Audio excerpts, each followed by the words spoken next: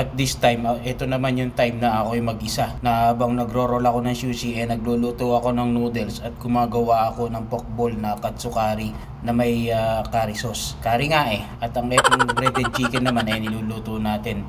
Kaya habang ginagawa ko yan, sabay-sabay habang nagro-roll, nagdo-noodles. Kaya pa yung kaibigan lang, mga bossing at mga master, kahit na kayo ang pioneer sa restaurant, pag kaya nyo, huwag nyo ipakitang hindi nyo kaya or kaya mong trabahuhin mag-isa. Basta yun na yun, bahala kayo. Kasi pagka nakita ng amo nyo na kaya nyo pala kahit walang kasama, hindi kukuha ng kasama nyo yan.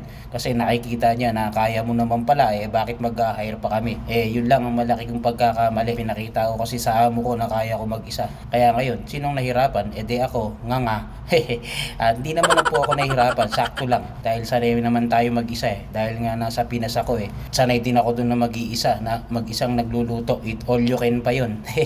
Hindi naman po ako sa nagre-reklamo, na i-vlog ko lang. Kaya pa yung kapatid, mga tropa, mga master, hanggat kaya nyo, huwag nyo ipakita ang kaya nyo. Basta, yun na yun ang punto ko. Bahala kayo dyan.